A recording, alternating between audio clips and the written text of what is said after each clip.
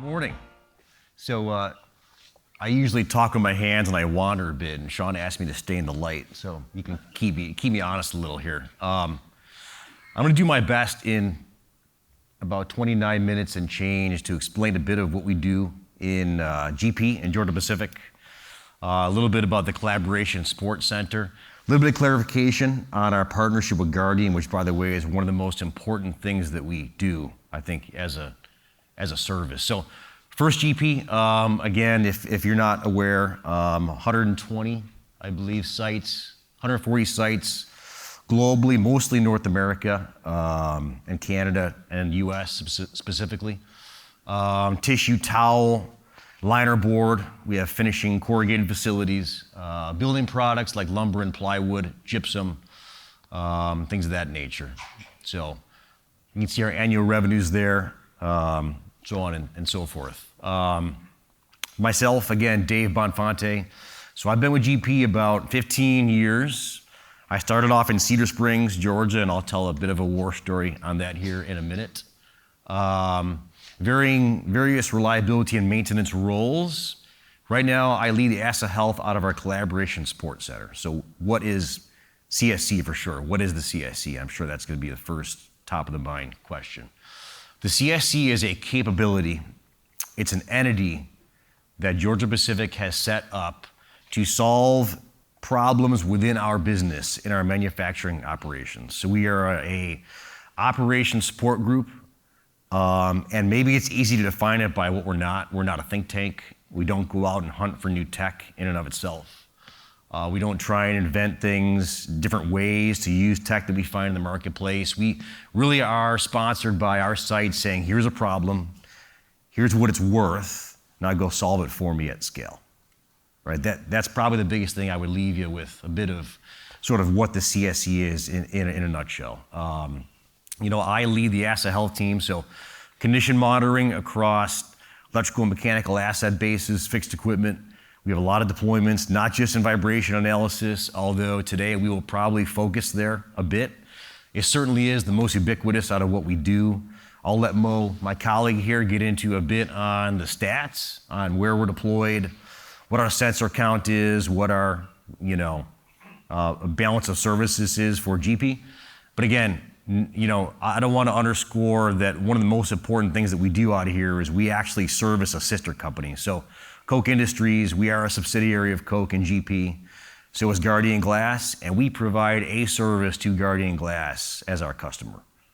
We leverage the CSC, we leverage data, AI, tech, KCF Technologies hardware to give them a valuable service. And hopefully, I know we have some individuals here today from Guardian, definitely looking for feedback, positive, negative, hopefully positive, appreciate the negative. So a bit on, let's step back a minute away from asset health and talk about AI and transformation in general, maybe even higher than AI. What was our case for transformation? So I remember, I promised you a war story from Cedar. 15 years ago, so it must have been probably 14 years ago now, I was sitting in a conference room and we had a consultant, I think it might have been McKinsey. I can't remember specifically what consultant company had done this for us. But we were looking at a graph that I'm sure you all have seen in the past 6 months, 12 months, 18 months around labor productivity versus labor availability and the scarcity of labor as we move through time. And this was 15 years ago, 14 years ago, give or take. I had 5 analysts, I had 4 reliability engineers, we had a 15-person department, we had 2 people focused on lubrication, we had, again, 5 people on vibration. It was a bit tough to see how that graph would match reality. But if we fast forward now to 14, 15 years later, I think we'd all agree that labor is becoming increasingly scarce, especially in this field. So let me stick to vibration and reliability first. So out of a show of hands where I can see, I'm not sure I can see, how many level 1 or 2 certified folks do we have? Whether it's ISO, Mobius, TA in the group. Okay, call it 30. By the way, how many 3 or 4s do we have in here? So my lead recruiter and I we're going to sponsor a dinner down the road. I'll let you guys know. So we employ 15 people centrally. And again, I'm going to let the Mo talk to the process about how we do this. We service 140 sites with 15 people. And again, the reason we do that is because of the scarcity of labor that we're seeing specifically around these roles. And I'll tell you that because there are a lot of analysts and reliability folks in here, I frankly think that when we refer to them as vibration analysts, we're a bit underselling or underappreciating the value that a rotating equipment specialist has in our environment. So, that's a pretty key point to sort of weigh in on as we're talking about how we form this group. So, again, if I look at, and I'll probably just leave it there. I think there's 3 cases. Again, the labor one was the biggest. But our first place that we focused on as a company in GP was asset health. Now, you might ask why, and I'll get into a bit. Maybe the top one spells it out. We knew we had to leverage technology. We knew we had a shortening of labor availability in the marketplace that we could attract and retain within our 140 facilities. So we chose asset health first. It was ripe for the picking. And believe me, around this time we track unplanned events, broadly as a measure of how we're doing from a productivity standpoint and a reliability standpoint. And let's just say we had a lot of opportunities. So the two kind of came together well. It would be a bit disingenuous for me to tell you that from that problem statement, these 5 things on here are what we went after. I think that we went after UPEs, we went after a centralization of monitoring. I appreciated CA's comments around how we do it centrally, how we can look at more data, how we can make up for sort of the loss of talent that we see in the marketplace there a bit. But I think what we've learned in this journey, and certainly, listen, we've seen reductions in UPEs, as we call them, unplanned events. We'll talk about that. But there's some other areas that we have been able to help. And the second one for a minute is one that if I could wax philosophical for maybe 3 minutes. Here's what I'm not an analyst myself, by the way. I've been in and around it for 15 years in reliability.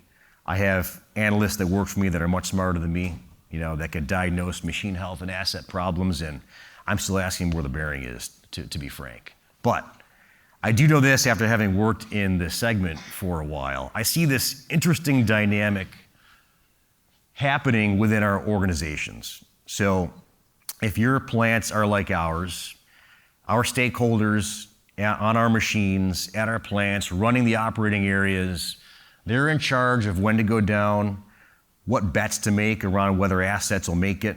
If I have a failure on this P to F curve, how long do I have before I fail? Should I go down on plan? Should I make it to a shutdown? Ideally, we always make it to a shutdown. In reality, not always the case. So on and so forth, right?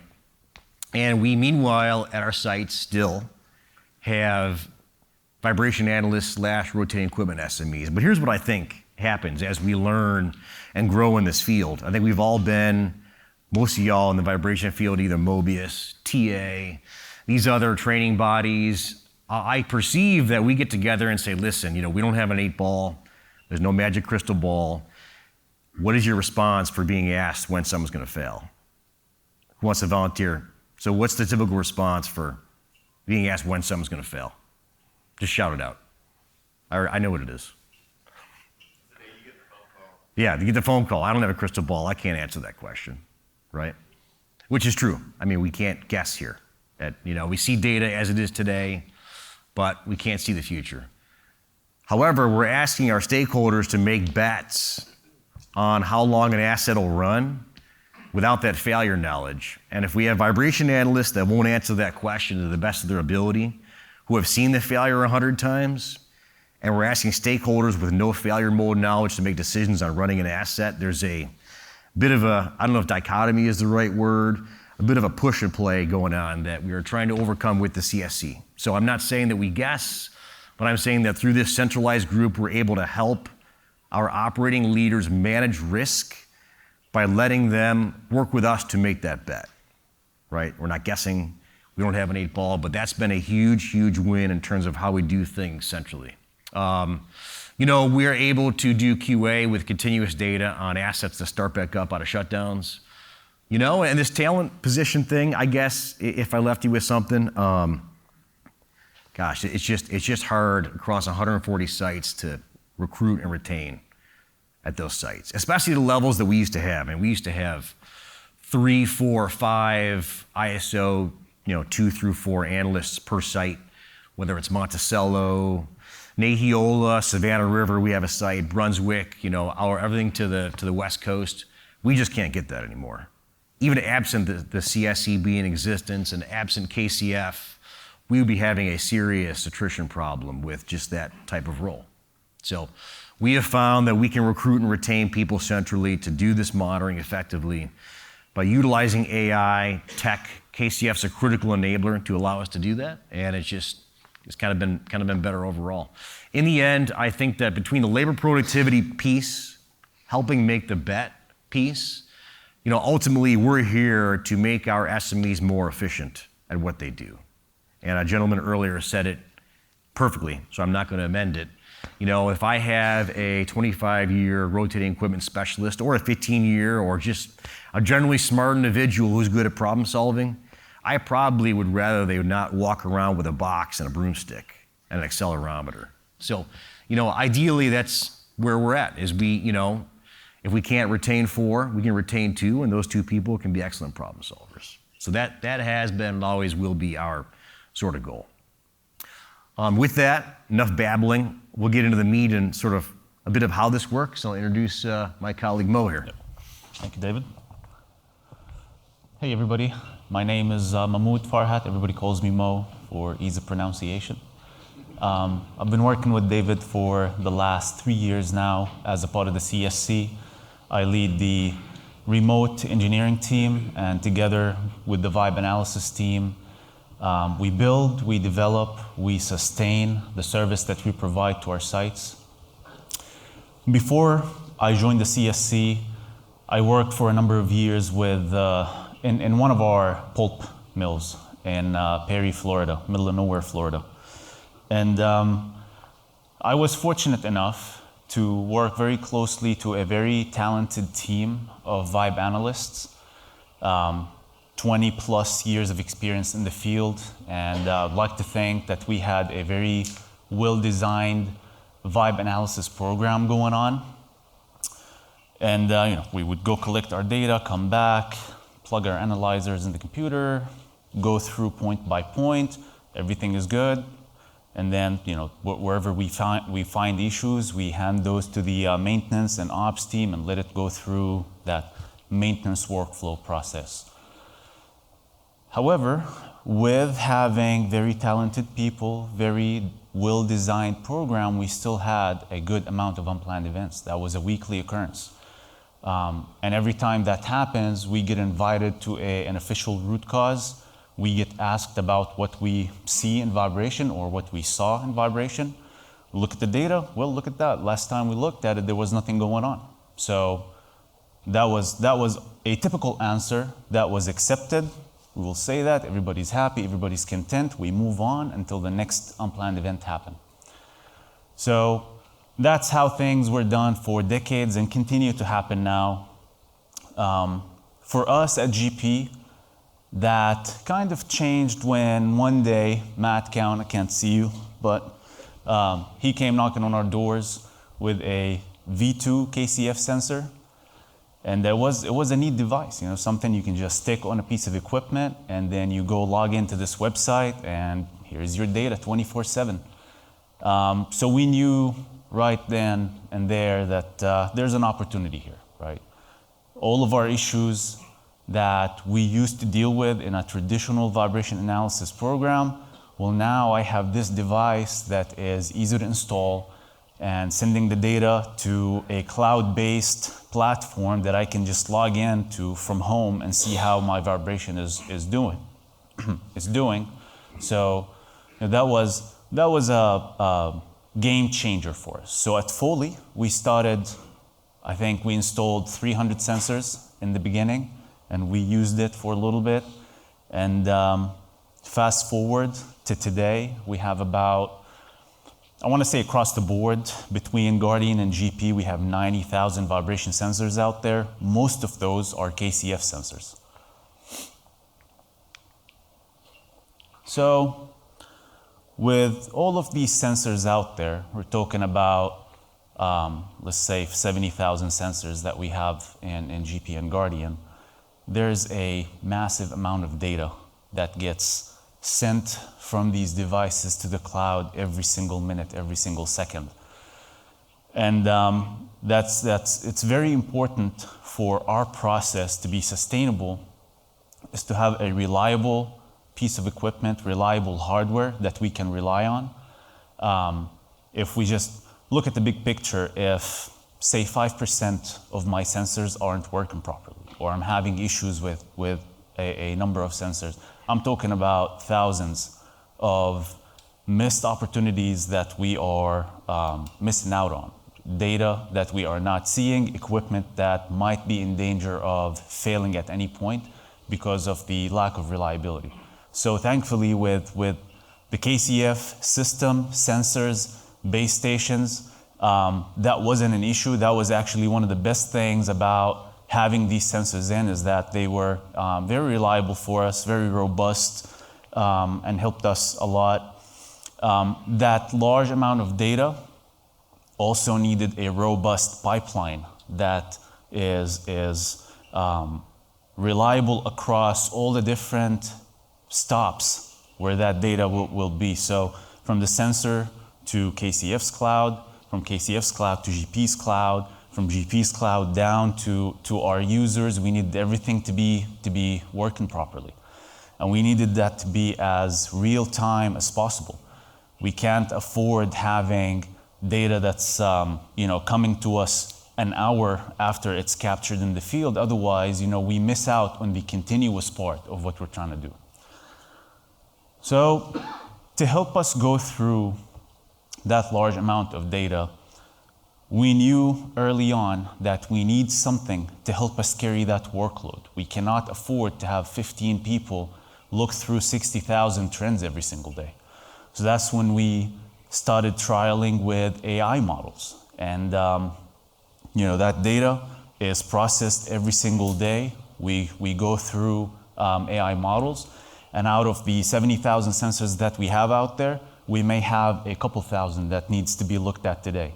We don't need to worry about what's working properly. We let that run as is, and we focus our efforts on the assets that need our attention, that need our trained eyes to look at the data and make recommendations to the site.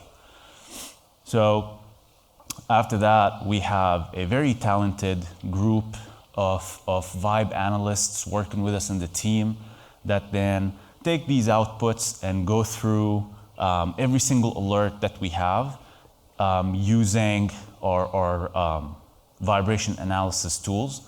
And this is where, in my opinion, another very important piece of the puzzle that we have is smart diagnostics enabled us to integrate that data and be able to do this remote monitoring service from all around the US and all around the world. So our team, we have 15 people.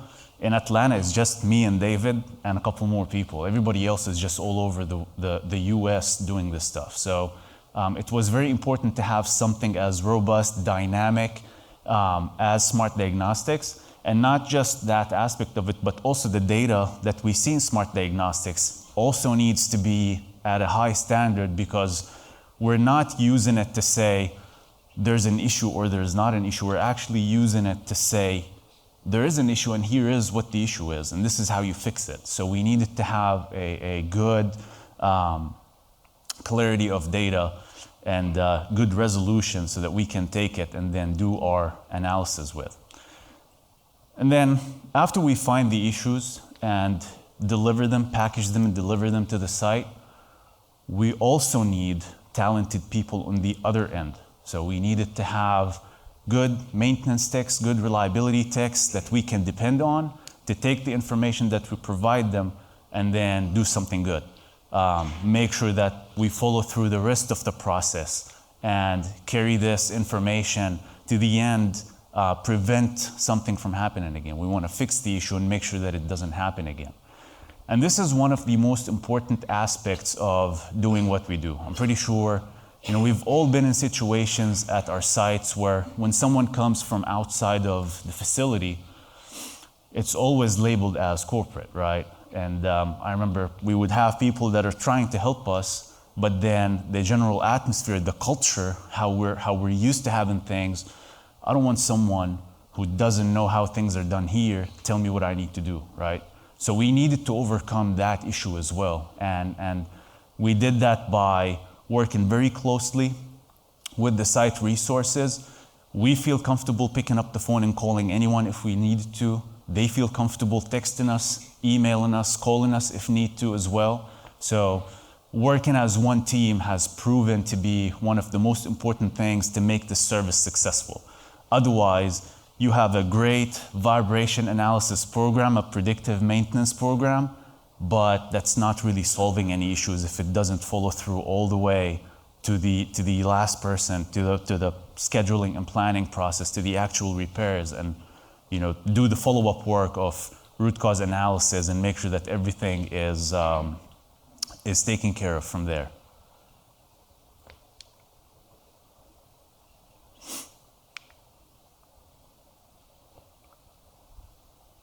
Right. So we've been doing this for about 5 years now. We started in 2018 as the CSC. Like I mentioned earlier, we started with a couple hundred sensors, maybe a couple thousand after a small amount of time. When we first started doing this, David alluded to this earlier, but we knew unplanned events is an industry-wide problem, and it was definitely a problem for us as well. It was eating a good portion of our lunch, and we needed to do something with it. So when we looked at the vibration sensors and the amount of data that we can get, the improved way of looking at vibration analysis, it was a golden opportunity, and we made sure that we tackle it. Again, we do not go after a technology and try to force it into our workflow and into our sites. We try to find the problem that need to be resolved, and then we try to find the proper technology that can help us resolve these issues. When we first started, we didn't have a perfect process, and we still don't. We don't have a perfect process. We still continue to try to improve on what we have. When we started, it was a couple people looking at Excel sheets, trying to copy and paste links into Google Chrome, and again, it wasn't as robust. It wasn't an efficient process yet. But we started with what we had, and we tried to capture as much value as we can from what we had. And then as the years went by and we learned from our mistakes, we knew what was making us less efficient, and we knew what we needed to do to get better at what we do. We started improving on every single block that I was showing earlier. So don't wait for perfect. Good is good enough.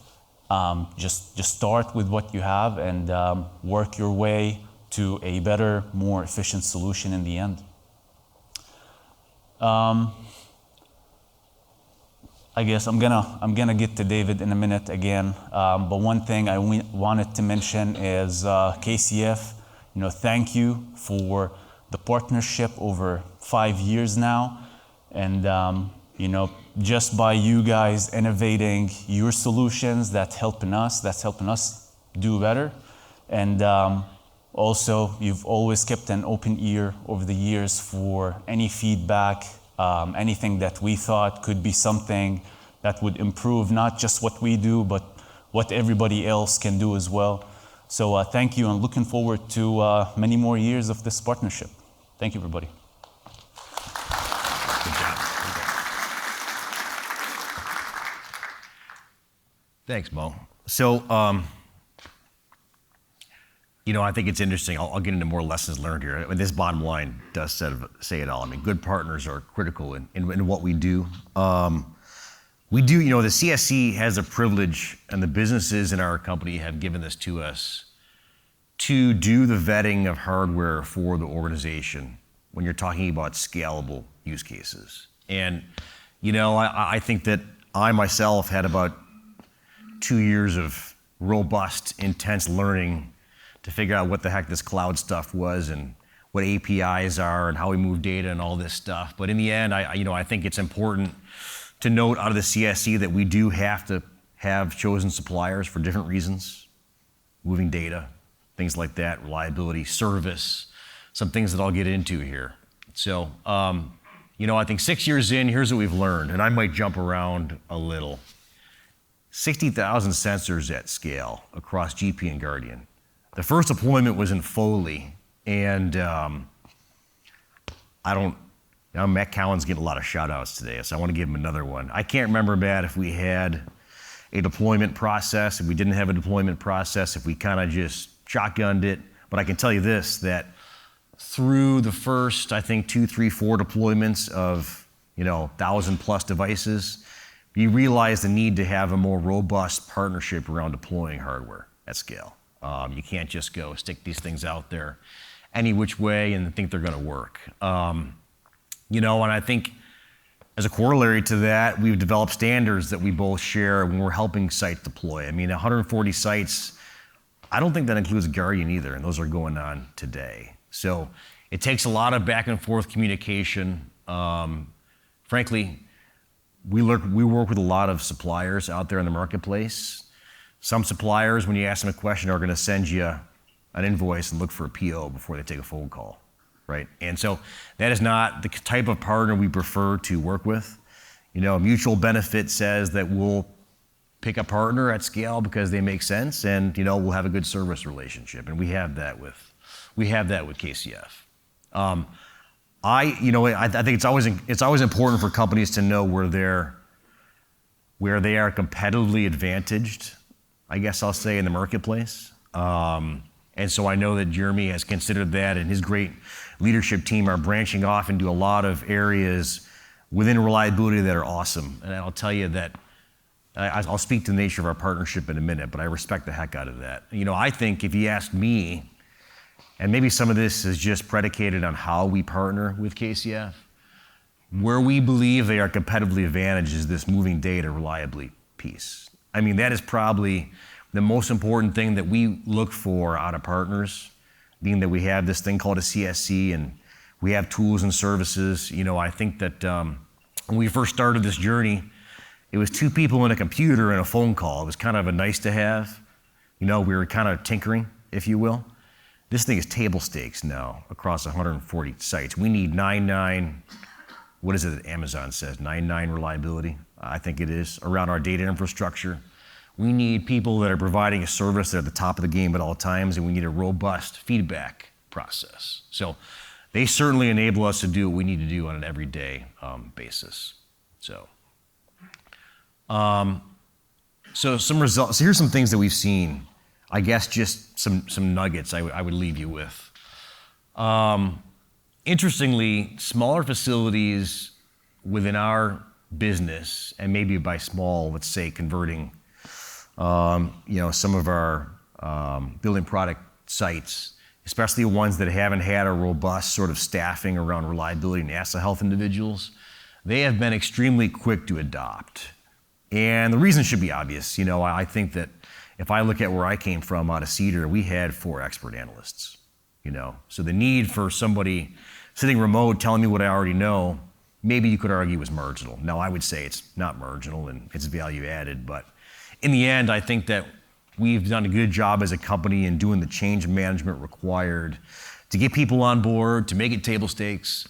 But I think just as a nugget, it's been interesting to see how smaller facilities sort of gravitate to the tech extremely quickly. So we've seen reduced turnover and fulfillment within both sites and our entity, our central entity. I think when we first started we first started the CSC off, we brought all of our sites to Atlanta as a bit of change management to teach them about what we did, why it was okay to use a MEMS device when they've been using piezo for 30 years, these kind of conversations. And invariably, The first one we always got was, well, what's my job going to be? You know, and my response to those individuals, and I think about 5 times this happened, and it's worked pretty well. Here's the response that I would give them. What would you say if our goal at the CSC or in Georgia Pacific was to allow you never to do again the parts of your job that you dislike and allow you to focus 100% on the parts of your job that you do like? And to a T, nobody said no to that. You know, I think it's important within this transformation time to realize, I think Mo may have alluded to it already, or another gentleman. You know, I think our roles are going to change, but they're not going to go away. You know, people, tech, AI, it's always going to be a critical cocktail in what we do. And so, you know, that we've been able to get over that a bit. You know, people are fulfilled with the sites because they're problem solving. They're not walking around, you know, hot areas.